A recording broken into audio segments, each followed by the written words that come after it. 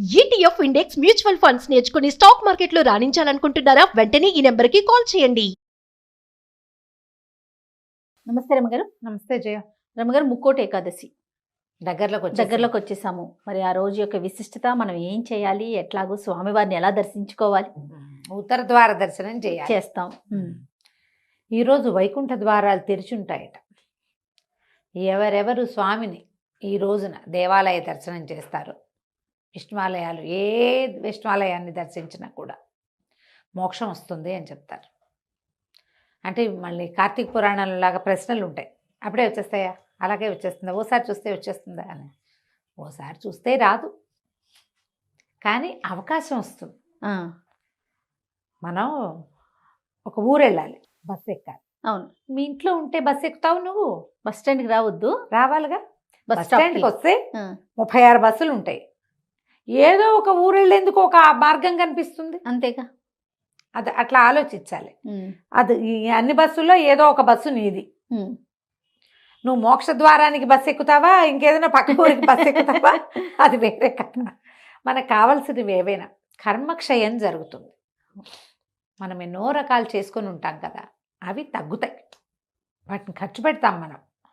స్వామిని దర్శించడం వల్ల పుణ్యబలం పెరిగి కర్మక్షయం అవుతుంది, కర్మలు నశిస్తాయి. కాబట్టి తప్పకుండా ఈరోజు ఏకాదశి నాడు ఏం చెప్పబడిందో అది ఆచరించాలి. ఇప్పుడు ఏమిటి ఏకాదశి, ఏం చెప్పబడింది? ఏకాదశి అత్యంత విశేషమైన తిథి విశేషంగా చెప్తారు. తిథులు మనకి పాడ్యమి, ప్రతిపత్తు మొదలు పెట్టుకుని అమావాస్య తర్వాత వచ్చే తొలి రోజు నుంచి ప్రతిపత్తు అంటారు, లేదా పాడ్యం అంటారు. ఈ తొలి రోజు నుంచి 15 రోజుల పాటు వరుసగా తిథులు నడుస్తాయి, రోజుకొకటి.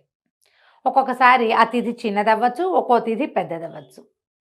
ప్రథమ తిథి మొదటి దాన్ని పాడ్యమి లేదా ప్రతిపత్తు, తర్వాత విధియ, తదియ, సవితి, పంచమి, షష్ఠి, సప్తమి, అష్టమి, నవమి, దశమి, ఏకాదశి. 10 రోజులు ఎట్లా ఉన్నా ఈ 11వ రోజు అత్యంత విశేషమైన రోజు చెప్తారు. ప్రతి తిథికి దాని విశేషం దానికి ఉంది.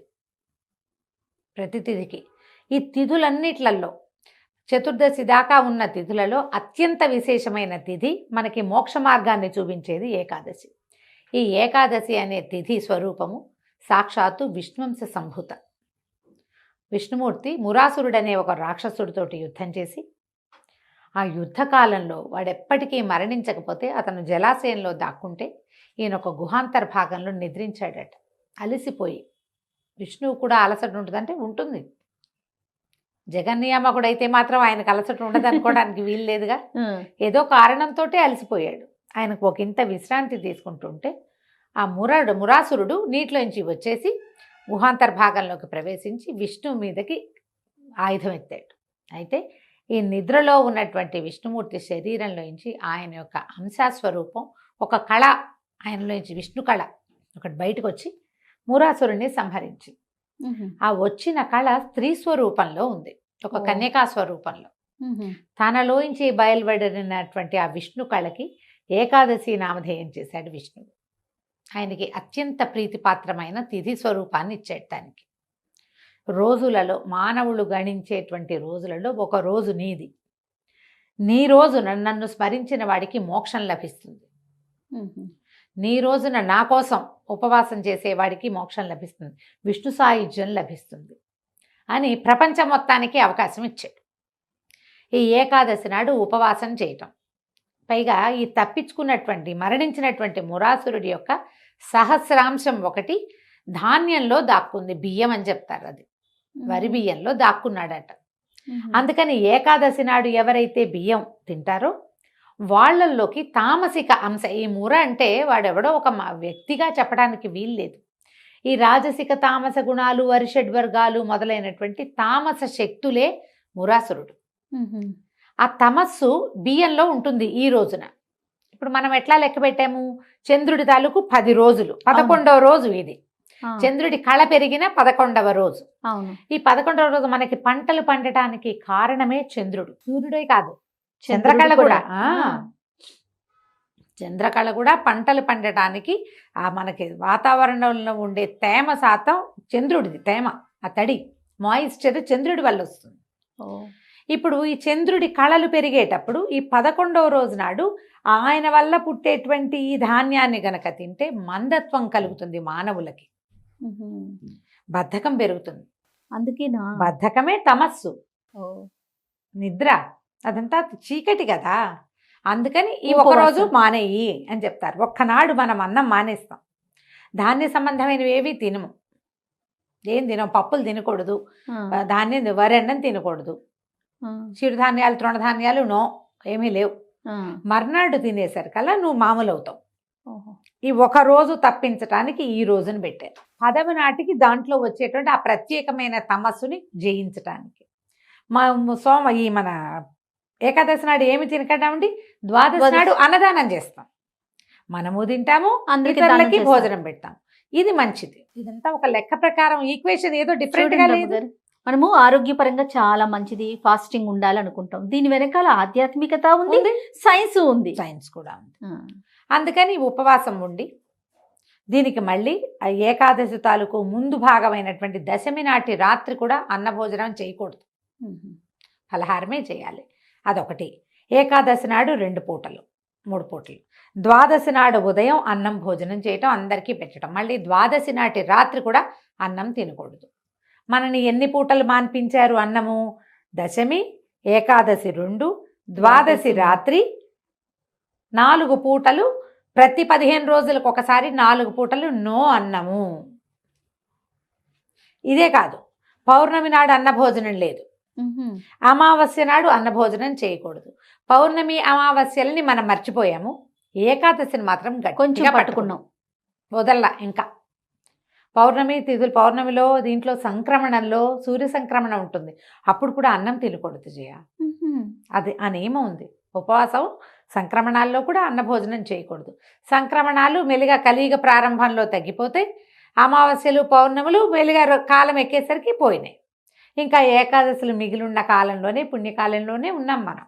అవును, మన ముందు నాటికి ఏం చేస్తామో తెలియదు. ఏకాదశి చూసుకోవడం కూడా తెలియదు కదా. కాబట్టి గ్రహించవలసింది ఇది మనకి ఆరోగ్య రీత్యా మంచిది. చాలా మంచిది. అయితే ఈ రోజున వైకుంఠ ద్వారాలు తెరవబడతాయని, స్వామి అందరికీ దర్శనమిస్తాడని, 2 రాక్షసుల కోసం వైకుంఠ ద్వారం తెరవబడింది అని ఒక కథా విశేషం కూడా చెప్తారు. అయితే 3 కోటి దేవతలు స్వామివారిని దర్శించడానికి వచ్చారట, మ్మ్. వస్తారు. అప్పుడు ఎప్పుడైతే మనం ఈ వైకుంఠ ద్వార దర్శనం దేవాలయాల్లో కూడా ఉత్తర ద్వార దర్శనం చేయిస్తారు. ఉత్తర ద్వారం మామూలుగా కొన్ని దేవాలయాల్లో కనపడుతుంది, చిన్న చిన్న దేవాలయాల్లో కనపడుతుంది. తిరుమల తిరుపతిలో ఉంది, భద్రాచలంలో ఉన్నది, కొన్ని ప్రత్యేక దేవాలయాల్లో కూడా వైకుంఠ ద్వారం ఉంటుంది. స్వామిని అక్కడ వేంచేపు చేయించి ఆ ద్వార దర్శనం చేయిస్తారు. తిరుమల తిరుపతిలో అయితే 10 రోజుల పాటు వైకుంఠ ద్వార దర్శనం, స్వామిని ఉత్తర ద్వార దర్శనమే చేస్తాం. పైగా ఇది ధనుర్మాస పుణ్యకాలం, ధనుర్మాసము. అవును, ఈ ధనుస్సులో ఇది ఎలా చూడు, ధనుస్సు నుంచి మన మకరం వరకు మధ్య నడిచే మార్గంలో మధ్యలో వచ్చింది. మ్మ్. మార్గళిలో, మార్గశీర్షం కదా ఇది. అవును. ఈ దారి ఏమిటి? దేవతల తాలూకు తెల్లవారుచాము. ఇది మ్మ్. ధనుర్మాసము, దేవతల యొక్క తెల్లవారుచాము. వాళ్ళు లేచేది ఎప్పుడు? పూర్తిగా మకర సంక్రమణానికి. మ్మ్. సంక్రమణానికి దగ్గర అయ్యే కాలంలోనే మనకి ఇది ఇంచుమించుగా వస్తుంది, అంతే కదా లెక్క. అవును, అవును.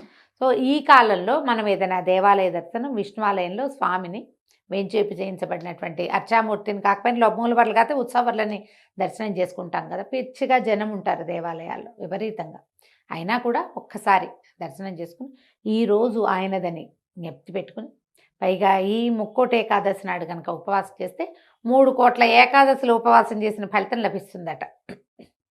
అదొక పాయింట్ చెప్తారు. మ్మ్. మనం ఇప్పటిదాకా చేయము. మనకి సంవత్సరం అంతా ఉన్నాయి కదా, నెలకి 2 చొప్పున 24 ఏకాదశులు వస్తాయి మనకి. సంవత్సరం అంతా, సంవత్సరం అంతా కలిపి నెలకి 2 కదా, అంతే కదా. 12 రోజులు 24. ఈ ఒక్కటి చేస్తే మిగిలిన 23 సార్లు చేసిన ఫలితం కూడా లభిస్తుంది. ఈసారి శనివారం కూడా 23వ తారీఖు డిసెంబర్ 23 శనివారం నాడు వచ్చింది.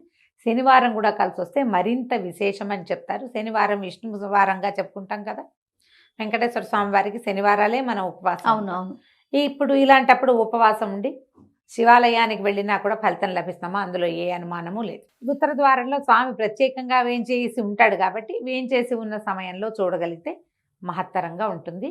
అన్నము వద్దు, తద్భిన్నమైనవి అన్నం వాడకుండా, బియ్యం వాడకుండా చేసే ఏ పదార్థమైనా తినచ్చు. ఫ్రెష్ పళ్ళు తినచ్చు, పాల సంబంధమైనవి తీసుకోవచ్చు. జబ్బుగా ఉన్నవాళ్ళు, అనారోగ్యస్తులు, పెద్దవాళ్ళు, గర్భవతులు వీళ్ళు ఉండకపోవటమే మంచిది. భగవద్ ధ్యానం చేసుకోండి. ఉపవాసం అంటే భగవంతుని సమీప వసనము, అక్కడ నివసించటము. ఆహారం మానేసే కాదు, ఆహారం అవసరమైందని తీసుకున్నా ఈ రోజున దుర్భాషలాడటము, కొట్లాడటము, పోట్లాడటము, అనవసరమైన పనులు చేయటము, ఏవైనా చేయకూడనివి. ఇందులో మన ఏం చెప్తారంటే దాంపత్యంలో పాల్గొనకూడదు, బ్రహ్మచర్యంలో ఉండాలి, అవన్నీ నియమాలు ఉన్నాయి. మనం నియమం పూర్తిగా ఏకాదశి ఉపవాసం ఉంటే ఈ నియమం పాటించటం, లేదా కనీసం ఒక దేవాలయ దర్శనం చేసుకోవటం, విష్ణునామ సంకీర్తన చేసుకోవటం, విష్ణు సహస్రనామాన్ని చదువుకోవటం. ఈరోజు గీతా జయంతి కూడా అని చెప్తారు. ఈ రోజునే ఇదే రోజున హాలాహలము అమృతము రెండు పుట్టినాయి సముద్రంలోంచి అని చెప్తారు. ఉదయకాలంలో హాలాహలం పుడితే ఆయన శివుడు స్వీకరించాడు, సాయంకాలం వేళ అమృతం పుట్టింది. ఇది ఒక కథ. కథనాలు బోల్డ్ అని ఉంటాయి కదా. అక్కడి నుంచి ఈ రోజునే గీతా బోధ చేశాడు. భగవద్గీత బోధింపబడిన రోజు, యుద్ధం మొదలు పెట్టారు అని చెప్తారు. కాబట్టి గీతా జయంతి కూడా మనం జరుపుకోవచ్చు. భగవద్గీత చదువుకోవచ్చు, భాగవతం చదువుకోవచ్చు, రామాయణం చదువుకోవచ్చు. ఏదైనా సరే భగవంతునికి గుణకథనం చేసేటువంటి ఏ కథా విశేషాన్నైనా వినచ్చు, చదువుకోవచ్చు, చెప్పచ్చు, స్తోత్రపారాయణ చేసుకోవచ్చు, విష్ణునామ సంకీర్తన, హరే రామ రామ రామ హరే హరే, హరే కృష్ణ కృష్ణ కృష్ణ హరే హరే. ఈ ఒక్కటైనా రోజంతా అనుకోండి, ఖాళీగా ఉన్నప్పుడు స్మరించుకోవటము. అవకాశం ఉన్నవాళ్ళు ఉపవాసం ఉండొచ్చు, భగవద్ దర్శనం చేసుకోవచ్చు. తప్పకుండా రమ్మగారు. నమస్తే. నమస్తే జయ.